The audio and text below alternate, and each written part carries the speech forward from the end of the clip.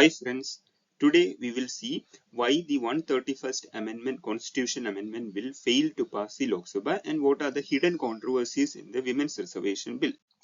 The ruling NDA government for the first time in its 12-year rule failed to pass a bill it introduced in the parliament. The bill we are talking about is the Constitution 131st Amendment Bill 2026. What did the bill contain? It had three core objectives. First one, expand the Lok Sabha strength. The bill proposed to increasing the strength of Lok Sabha from current 543 to 850 members to better reflect the population growth. It has been freezed based on a 1971 delimitation freeze. So the second point was to end this delimitation freeze. It aimed to end the long-standing freeze on readjusting parliamentary and assembly seats that had been in place since the 42nd Amendment 1976 and extended by the 84th Amendment 2001 so that the delimitation could use more recent census data. The third one is to accelerate women's reservation. We know that already 33% women's reservation is in the Constitution, which was introduced through the 106th Amendment. Through this bill, the government wanted to fast track that reservation instead of waiting till 2026 census. Why the bill failed to pass the parliament? The bill secured only 298 support of the members, but since it was a constitution amendment bill, it needed two-third majority, that is, it needed the support of 352 members. Has the NDA government passed any constitution amendment bill before this? Of course they have, like the GST, the 33% women's reservation bill, the 10% reservation for economically weaker section, and many others. The politically motivated bill was introduced through a special session of the parliament. Why is this bill called a politically motivated?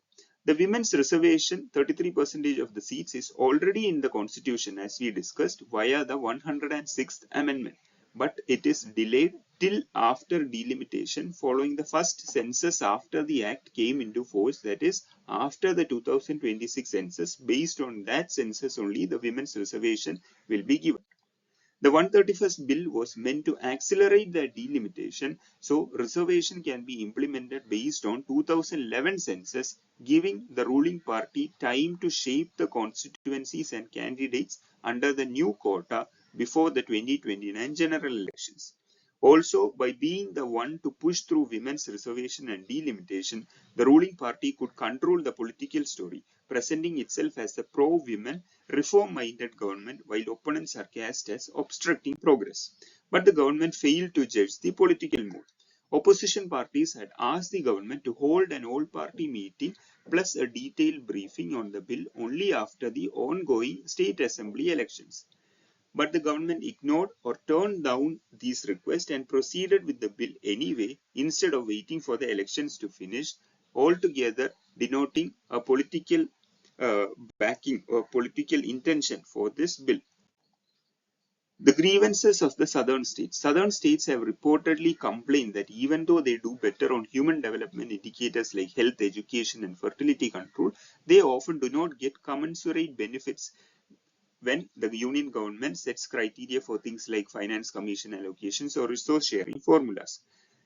Some formulas that there is evident that are evident in the bill includes normally delimitation is done after every census and based on the latest census data, but this bill said that the parliament would decide when to do delimitation and which census to use, and these decisions would be made by a simple majority, not a super majority, which the current government does have.